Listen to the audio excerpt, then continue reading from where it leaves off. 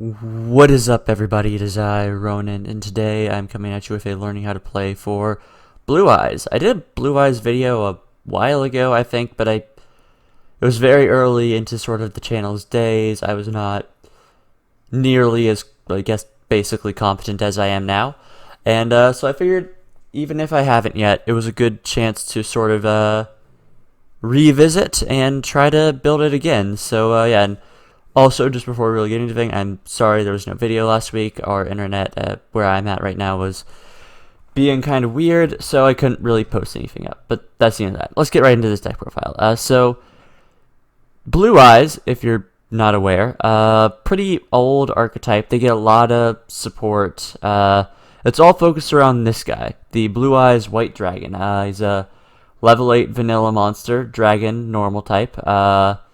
Got 3,000 attack, 2,500 defense, and everything revolves around him. So we are going to go sort of in the order of how do things revolve around our boy here. So first, we're starting with Blue Eyes Alternative White Dragon. So it is a same stats, typing, all that as Blue Eyes. However, you can special summon it by revealing a Blue Eyes White Dragon in your hand, and once per turn, it can target something on the field, pop it, but it can't attack that turn. It's a good way to get a level 8 on board, as a lot of this deck is rank 8s and sort of using them to remove boards when possible. So this is potentially 2 pops, depending on what you go into. So very good card. Next up, we have our Nebula Dragon, which can special summon itself by revealing it in another level 8 Light Dragon, I think, from your hand. Special summoning them both, some having negated effects. It's basically a free rank 8.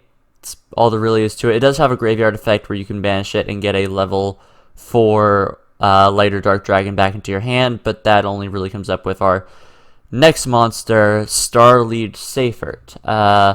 It is also a light dragon, level 4, 1,800 attack, and it lets you send any number of dragon monsters from your hand or field to the grave to add a dragon monster from your deck to your hand, whose level equals the total original level of monster sent. So example, if you have Seifert and you had, I don't know, double alternative, you could summon it, use its effect to drop one of your alternatives to search the regular Blue Eyes, and then summon alternative that way. So that is one way to sort of do that. It also has a effect where you can banish it to retrieve a lighter dark dragon from your graveyard, so it's just level 8. So yeah, it's a very good consistency booster. Now next up, we have the King of D. I actually really like this card.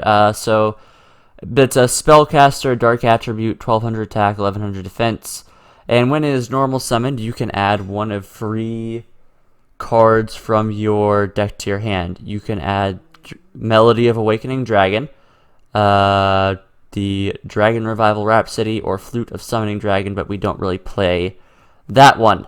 So yeah, it's pretty good. It also counts as Lord of D when on the field, and the only real cost is discarding a spell trap. So yeah, it's a very good searcher and a good way to get to your Blue Eyes stuff. Now, finish sort of coming to a wrap on our monster lineup, we have the White Stone of Ancients. Basically, if it's in the graveyard during the end phase because it was sent at its turn, it lets you summon a Blue Eyes from the deck, and you can banish it from the graveyard to target a Blue Eyes in the grave to put it back into your hand. Both of these are hard once per turns. So yeah, it's a good send target. You know, you can use it, make Link Karibo, summon a Blue Eyes at the end of the turn. It's pretty versatile. It's a great way that the deck can get consistent. It's also a tuner, so that's pretty nice. And finally, for our last monster, we have Sage with Eyes of Blue. Is a level 1 spellcaster tuner, 0 attack, 1,500 defense, and when it is normal summon, lets you add a level 1 light tune from your deck to your hand, except itself, i.e. our White Stone of Ancients. And by discarding it and targeting a effect monster you control, you could send that effect monster to the grave to summon a Blue Eyes from your deck. So yeah, it's a good consistency booster. It's a nice way to search. You know, it's just it's real solid. Very, very good card. Very, very good job, Konami. So that's basically our monster lineup. Going into the spell lineup, it's a little bit easier. 1 for 1 because it gives us access to White Stone of Ancients or Sage with Eyes of Blue immediately. Trade in because we run a honka chonka level 8 monsters. Dragon Shrine, because it's Foolish Burial for dragons, and if you send a normal dragon, you can send another effect monster dragon with it. So you can send like Blue Eyes, and then you can send, I don't know, Nebula or Alternate or Seraphit or Whitestone of Ancients or even Sage Revisal Blue. Like it's very cool. Then we have Melody of Awakening Dragons, the best search spell in the game. By activating it, you discard one card, and then you can add 2 dragons with 3,000 or more attack and 2,500 or less defense from your deck to your hand. So that gives us access to Blue Eyes and Blue Eyes Alternative. So, it's just a free alternative, effectively, so it's pretty cool. Next up, we have Dragon Revival Rhapsody, which we're only running at 1 because it is searchable, and it's a little conditional. So, first off, you have to control a spellcaster. That is immediately something that makes it a little complicated, but you can search it with King of D, and he's a spellcaster, so that helps. It lets you target 2 dragon monsters in the grave. One of them has to be a normal monster. Then you special summon them both. However, your opponent takes no damage for the rest of the turn, and you can only activate this once per turn. So, yeah, it's a very good card. It's a great way to sort of extend or recover. The downside is it's not like a comeback attack for big numbers for game because your opponent will be taking damage, but it is still a very good alternate search target for the King of D. Next up, we have Bingo Machine Go. This is basically Rhoda for Blue Eyes. You reveal 3 cards from your deck that each meet one of the criteria listed below, which is a Blue Eyes monster or a spell trap that specifically lists Blue Eyes White Dragon or Blue Eyes Ultimate Dragon except for itself. So you pick 3 of those. Then your opponent chooses one randomly, and that's the one that gets added to your hand. The others are shuffled back. So it's a good way to sort of get to Blue Eyes or any of your free ofs that you want, because at that point you can just reveal 3 of them and you know what you're getting.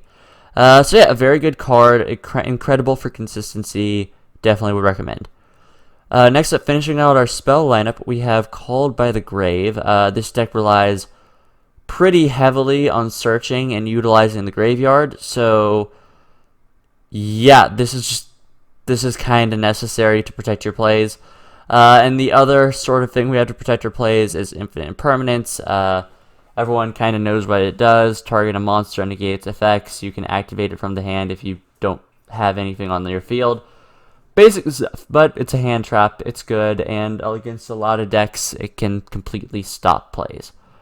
Now, though, let's go ahead and jump right into the extra deck. So starting with our Link monsters, we have free Link Karibo because we have several level 1 targets, and Whitestone of Ancients is pretty synergetic. Free Hip Hoshinigan because we are playing almost entirely light monsters, so, a little more attack points never hurt. I would say this is probably the most replaceable of the Link monsters, though. Slight Nightmare package for a little bit of removal. Now we jump into the rank 8s, which is where the deck gets really interesting. So first off, Tech Card of the Year, number 107. It is a rank 8 monster, as you might have expected. 3,000 attack, 2,500 defense. Just requires 2 level 8s, which is pretty good.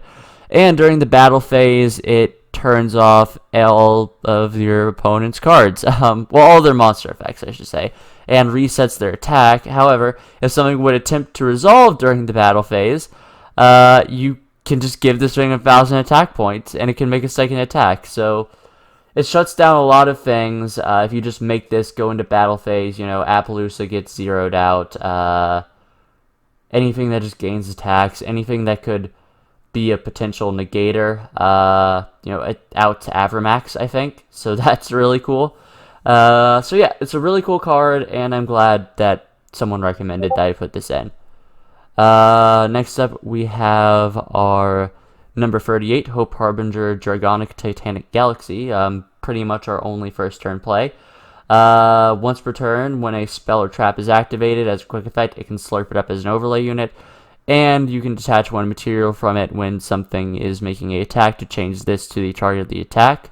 And if a face-up Xyz monster you control destroy by battle or card effect, you can target a different Xyz monster you control, and it gains attack equal to one of the destroyed monster's attacks. So the irrelevant ability is the Spell Trap Negate. The Battle Manipulation is cool because not many things can really get over 3,000 attack just sort of on its own. But it's mostly here because it is a negate. Next up, we have Galaxy Eyes Cypher Dragon. Kind of an interesting one. I think this one could possibly be replaced with a different Galaxy Eyes Xyz, but you know, dealer's choice really. So it is also generic Blue Eyes stats, and once per turn, it lets you detach a Xyz material from itself to target a face-up monster your opponent controls, steal it. However, you cannot attack your opponent directly for the rest of the turn, except with this card, and also you take control of the monster, and it becomes a Galaxy Eyes Cypher Dragon clone. So it's a kind of funky tech. I do enjoy the sort of steal and turn it into ya boy type deal here. So yeah, it's no, it's a cool card, but it is, for stealing things and all that. But it's mostly here so we can rank up into Galaxy Eyes Cypher Blade Dragon. It has 3,200 attack and 2,800 defense, is one rank higher, so rank 9. You can Xyz summon it by using a rank 8 Galaxy Eyes Xyz you control as materials of the original monster transferring and all that. However, it cannot be used as material for an Xyz summon. And then, once during your turn, you can attach a material from it to target something on the field, pop it. And if a Xyz summon card you control is destroyed by battle with an opponent's attacking monster or destroy an opponent's card effect, and sent to the grave, you can target Galaxy Eyes Cypher in your Dragon, so special summon. So basically, what we can do with this is go into Cypher Dragon, snatch a monster, go into Cypher Blade, get a pop. We still have the snatched monster so we can attack with it. And then Galaxy Eyes can float back into your Galaxy Eyes Cypher Dragon. So it's pretty cool. I really do like these cards. I wish I could make a full Cypher deck, but I don't think that's possible, unfortunately. But yeah, so very cool. Now to finish our extra deck, we have 2 Synchro monsters. First is Blue Eyes Spirit Dragon. It requires a tuner and one or more non-tuner Blue Eyes monsters. So it's a pretty easy thing to summon, and it has a few effects. So first off, neither player can special summon more than 2 monsters at the same time, so pendulum summon. And once per turn, during either player's turn, when an effective card in the grave is activated, you can negate the activation, and then during either player's turn as well, you contribute it to special summon a light dragon synchro from your extra deck in defense except itself, but pop it during the end phase. This was meant to summon Azure Eyes, I think, but I mostly like it for the fact that it does have some negate potential. But, yeah, no, you could probably run a Azure Eyes in place of one of the Hippo Shenanigans if you wanted, just for the sake of floating, but I feel like you don't really have to. Hey everybody, what's up? It is I, Editing Ronin, and I just realized that I forgot to go over what Cloud Castle does. So just so you know, basically it turns off any monster that doesn't have 3,000 or more attack the moment it's summoned. It's level 9, so it's pretty fun to make in Blue Eyes, and it's another stun option. But yeah, hope you all are enjoying the video, and we will get back to it right now. Now for the side deck, it's pretty standard. We have free Twin Twister for spell trap removal, free Lightning Storm in case we feel like second's a good plan, free Ash in case your opponent requires searches, free Gamma Seal in case we need a level 8 target for trade-in as well as dropping a turtle on it, and free Nibiru in order to say, fuck you opponent and your board. But yeah, that's the deck. Its main sort of thing is making a bunch of big rank 8s, sort of tearing apart boards, and then just attacking for game or almost game. So fairly straightforward strategy here. But yeah, if you're new here, we go over a couple replays. We actually do have a couple replays this time. I show you the deck's strengths, its weaknesses, what I liked, what I didn't like, so on and so forth. But yeah, with all that being said, I'll see you all in the first game. Okay, on to the first replay with player. We are Tab as per usual, and we are playing against Guru Control. So, not a fun matchup for anyone, I don't think, but especially not us because we're not the one playing Guru Control. But we did open fairly well with this hand. We will be going second, so we'll see how that all goes. So let's go and get right into it. So first up, our opponent is going to go ahead and Duality, grab the Hidden City, obviously, activate it, go ahead and search another Guru. set the Guru, use the Hidden City, try to get a search for a hand trap. However, we are going to go ahead and impermanence that right off the bat, try to stop that play in its tracks. However, he will be able to just set the infinite impermanence. So, not a very substantial turn for him, but there's unfortunately not much he could do. However, he does have the impermanence as well as the Phantasme, so if we link summon, he has a hand trap, and he can negate one effect, which is, Let's go and get right into it for our turn. So we are going to go ahead and draw, getting the Sage of Eyes of Blue, which we'll use our normal summon on. He's going to go ahead and impermanence it, which is fine. We mostly wanted to bait out negates with this anyways. If we had gotten the White Stone of Legend Ancients, that would have been nice, but it's not strictly necessary.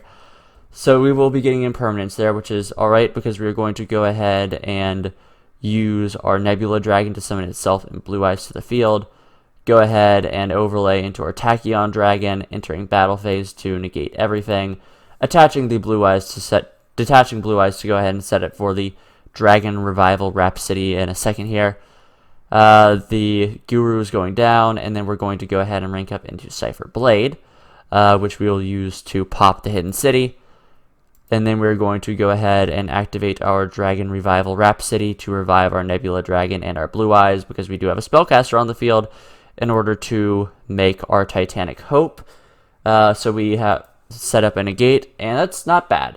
So we have pop on the field, big numbers. Vulnerable point is the Sage of Eyes of Blue. Thankfully, our Titanic Galaxy does kind of protect it from being attacked into, as well as having the spell negate, which is pretty good to have against Guru control.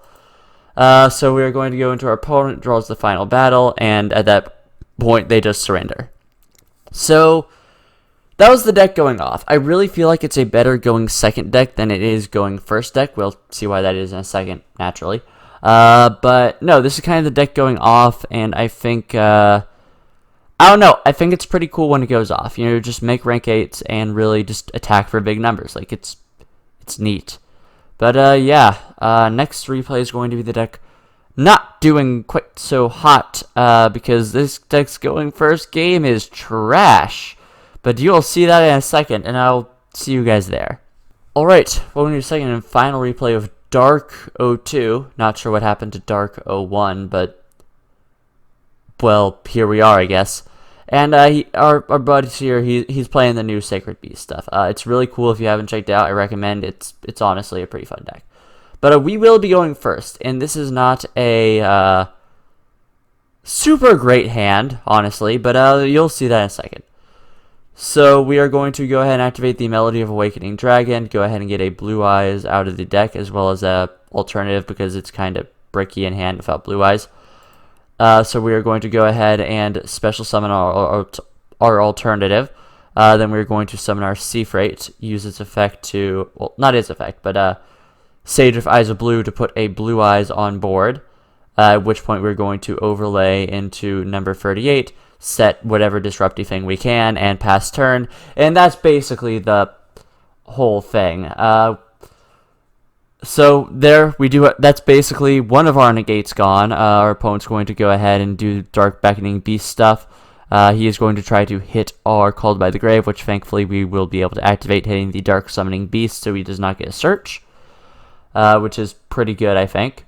However, he is going to use the Chaos Summoning Beast in order to get the Fallen Paradise, and then he's just going to set that and pass it up. It is on to us. We are going to go ahead and use Seafried's effect to recover ourselves the alternative dragon, so we will be able to re-special summon it.